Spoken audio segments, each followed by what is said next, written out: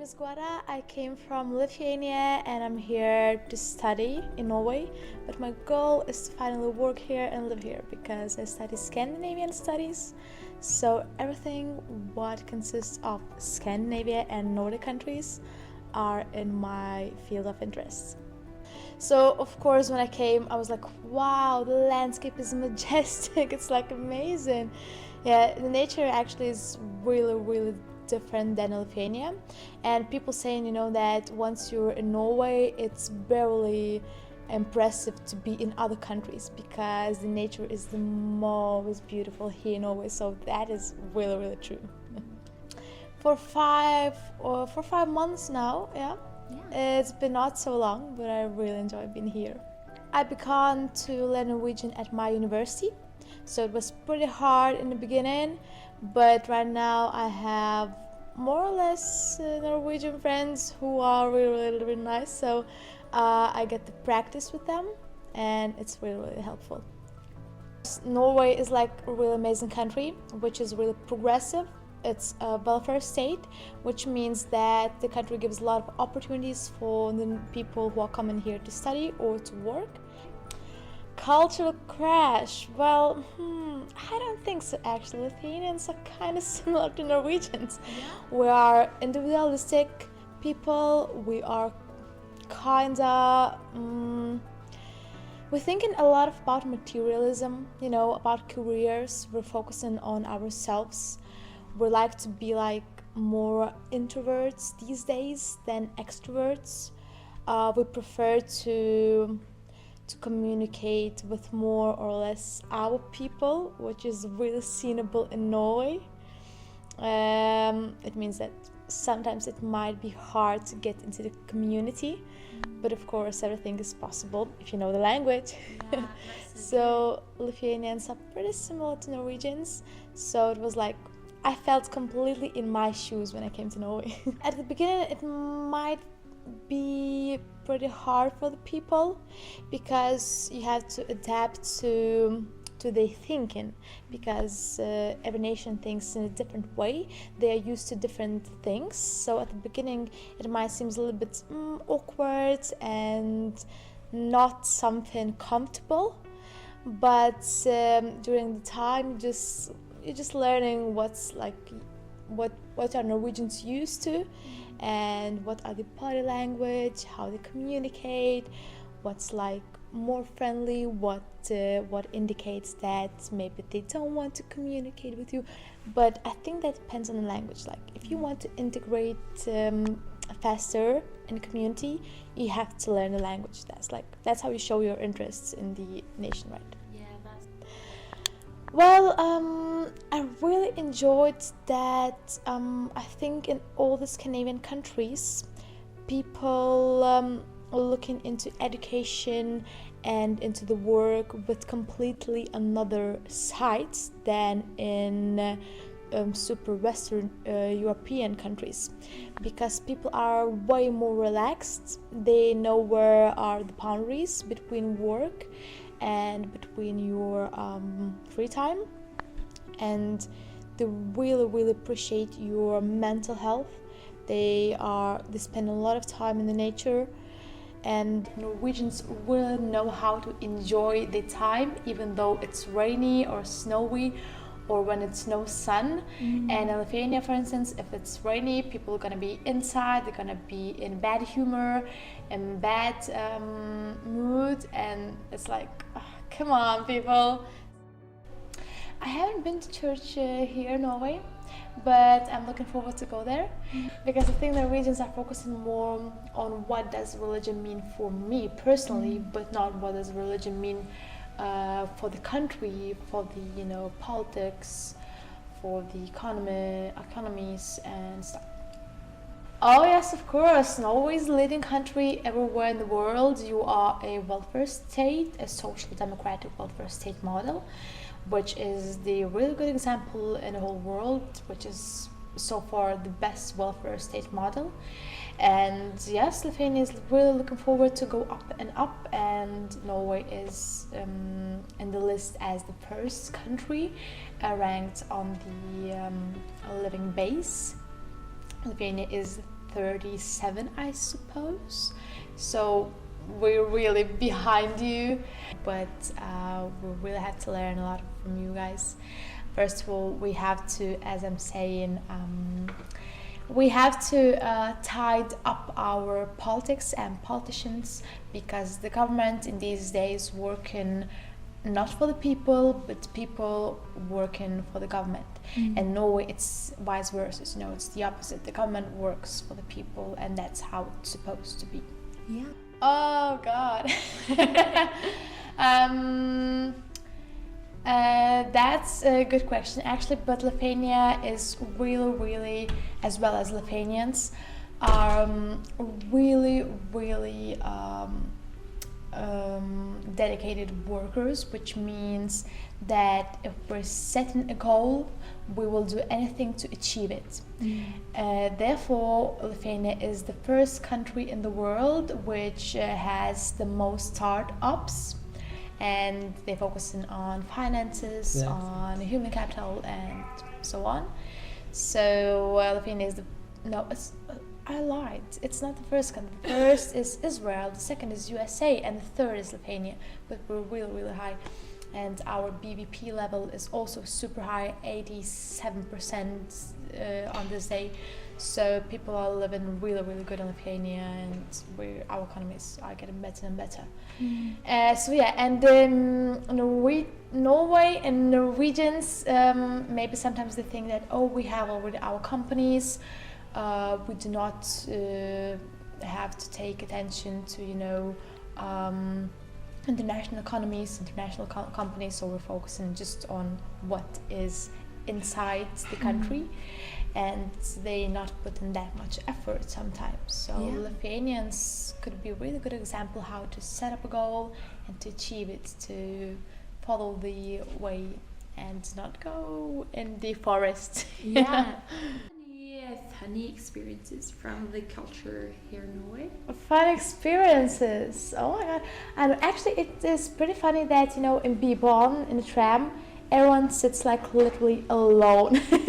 Like, I'm afraid to touch another person. So that's really funny. But I think I'm used to that as well.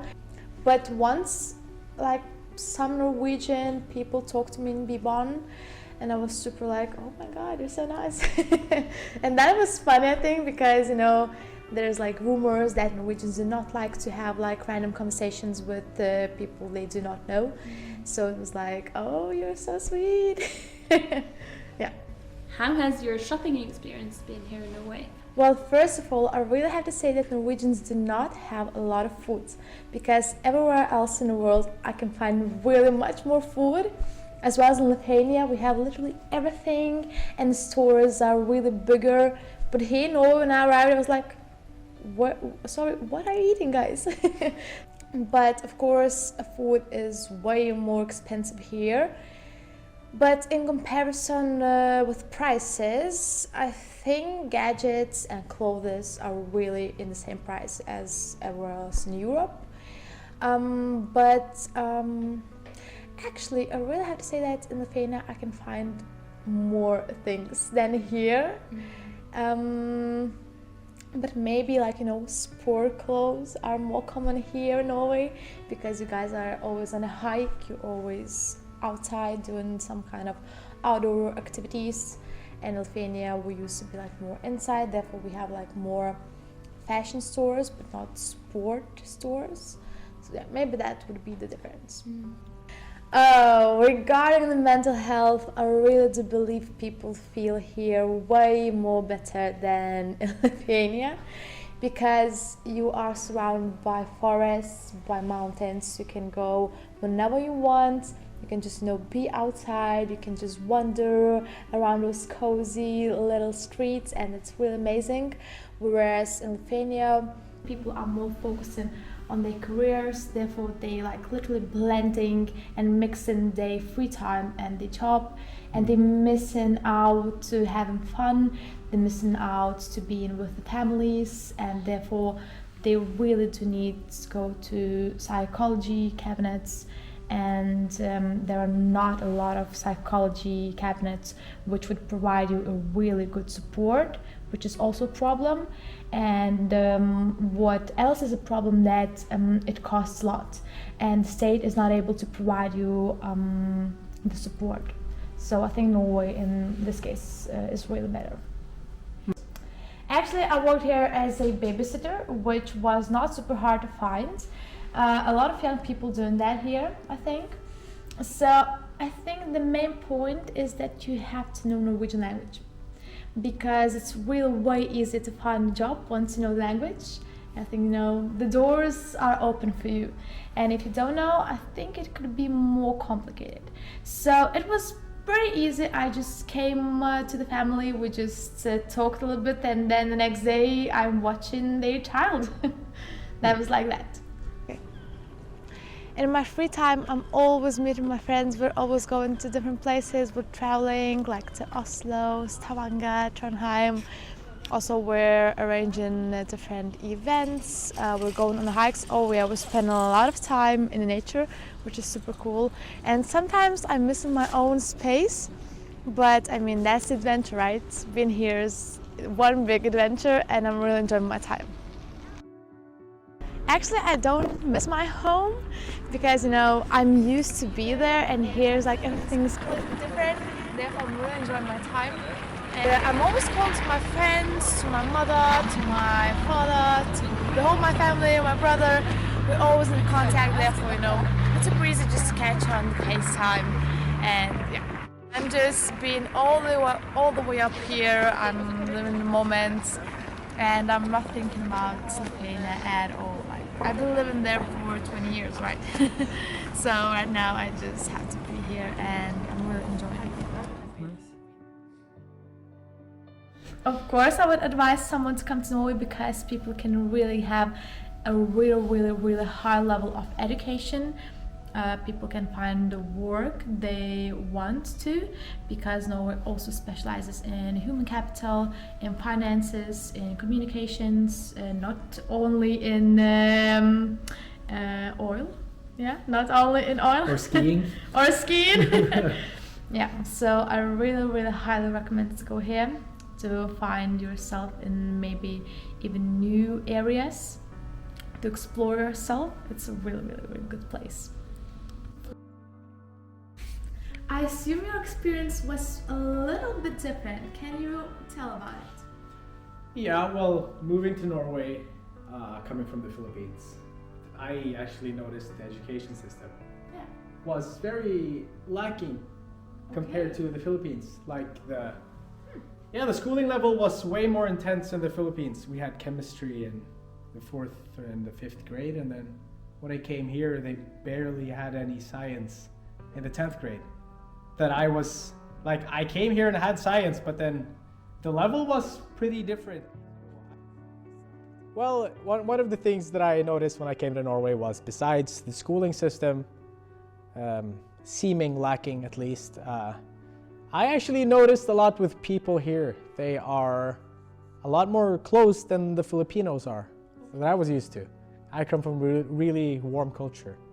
Like, we like hugging people, we laugh a lot, we smile a lot. People here tend to keep to themselves, at least compared to the Philippines. And that's a funny thing, because when I moved here, I was still used to touching people and, you know, giving hugs and stuff. Well, people actually, they noticed, but then they actually, they misunderstood me and my intentions. At least some of the girls in my class.